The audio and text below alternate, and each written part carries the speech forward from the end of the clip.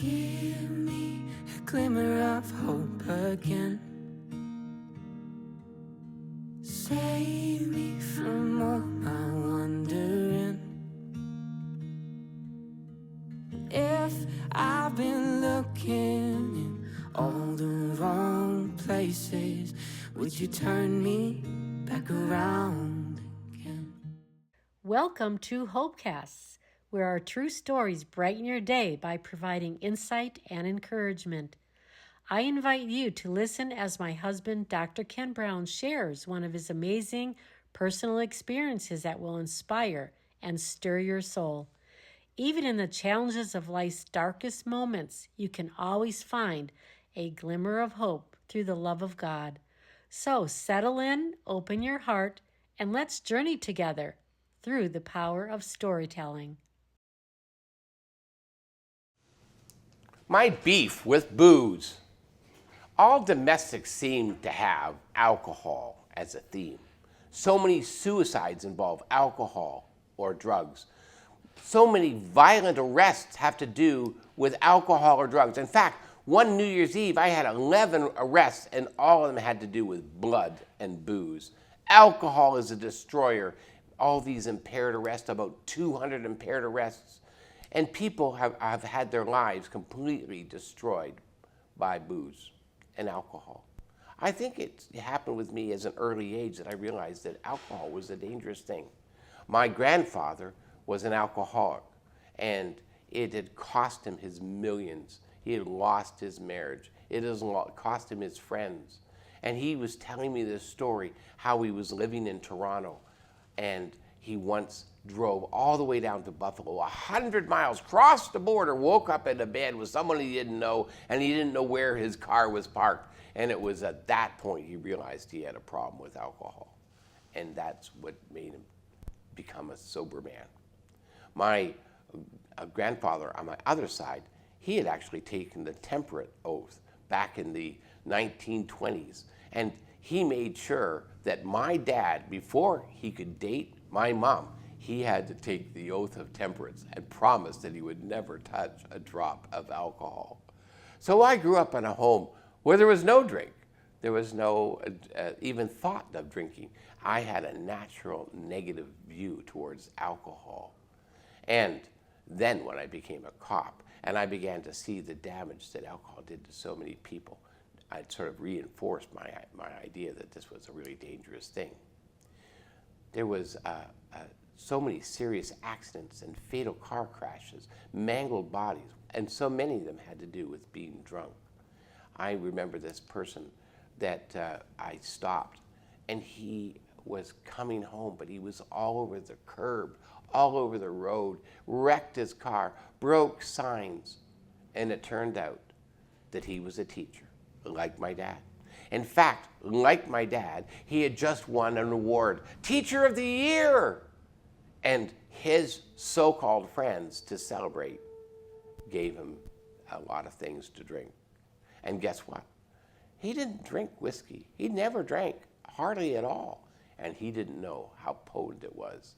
And I remember feeling so sad because here he had to be arrested, this good man, on his day of celebration for impaired driving because he had taken from his friends who were really not acting like his friends. I remember feeling so sad for that man.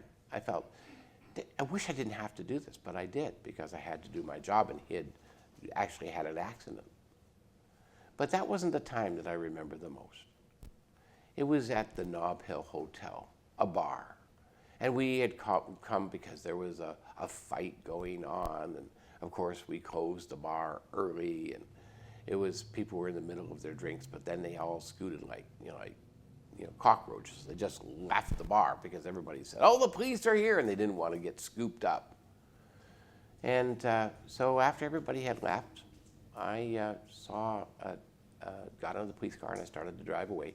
And I saw maybe 200-300 yards away, there was a car stopped in the middle of the road. And this car wasn't moving. So I pulled behind it, I had the lights on, and I stepped out, and there was a man behind the wheel of the car. The alcohol, the smell of booze that was coming from that car, I could probably light a lighter, and probably the car would have caught on fire. And he was moaning and saying, I killed my best friend. I killed my best friend. And I said, are you okay? He looked at me, tears in his eyes. I killed my best friend. I killed my best friend. I said, what are you talking about? He was really, really drunk. He said, I heard him talking to me. I heard him talking to me. Who? My best friend. He was talking to me. I said, well, what was he saying? He said, why did you run me over? Why did you run me over? So I said, well, where was your best friend? I didn't know. So I backed my car up to see. He's underneath the car. He ran him over, and then he backed his car up because he was so fried. He started to cry because his best friend, he had been his best friend since public school. And they had been friends for so long. And he didn't know where he was, and he didn't know that he had left the bar. He ran out, and he tried to get away from the police, and he ran in front of this man's car, and the man ran him over. And then when he heard him, he was trapped underneath his car. He decided to back his car up to try and set him free because he didn't understand that he was under his car. Of course, we went to the police station, and this man went to jail for 8 years for motor manslaughter. But he had killed his friend, someone that he had never wanted to hurt. And it's not just people on the street.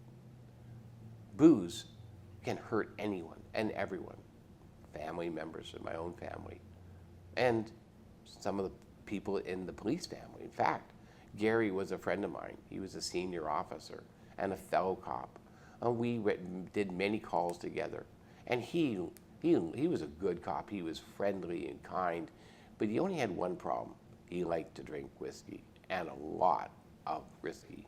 One day, we were in the guard room when we were standing up before we started our shift, and we were getting the routine orders, and all of a sudden, we all heard this boom outside.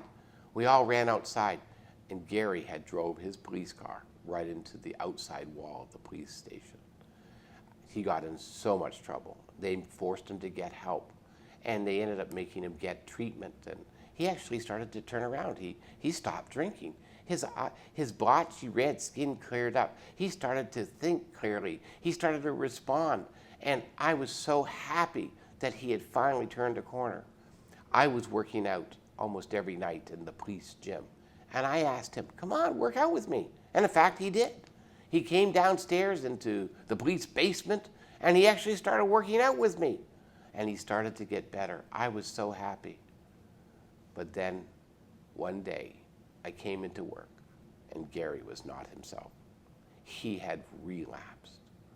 And then they discovered that he had gone back to drinking, and they were going to do a discipline on him, maybe make him lose his job. Gary was very upset. We were all on the road. But when we came back that night, we were horrified to find out that Gary had gone down to the basement, right at the gym, shot and killed himself right in front of that very place that I worked out with him. We were devastated beyond words. Proverbs 21 said that wine is a mocker, and strong drink is a raging brawler. It's something that can destroy you. And so I have a beef with booze. I realize, and seeing all these things, that alcohol is involved in so many things, that it's become so destructive, and it will trap people. And so I know Jesus turned water into wine. I know that he makes all things, and sometimes Timothy was told to have a little wine for his stomach's sake. But I do know that wine, strong drink, can trap people, and people can come to poverty, not just financial poverty, but poverty in their spirit, poverty in their life, poverty in their relationships. And that's why in Ephesians 5:18 it says, don't be drunk with wine, For that is excess. That's going to lead you down the garden path. That's debauchery. That's going to hurt you. But instead, be filled with God's Holy Spirit. God is a bigger high, a better high, a healthy relationship with God's Holy Spirit will help you in a way that booze will not. And so that's why, as a Christian, I tell everyone, rather than that spirit, I like the Holy Spirit. I don't want to have drugs or alcohol. I want to be filled with God and His purpose. I want to get high on God and His purpose and His presence in my life. So I've seen so much with regards to booze and alcohol and how destructive it is. So I have a beef with it, but I'm absolutely in love with God's Spirit. And I realize that ultimately He is the only solution to people who are drinking in order to look for meaning and purpose and pleasure in life. We need to have something that will replace that.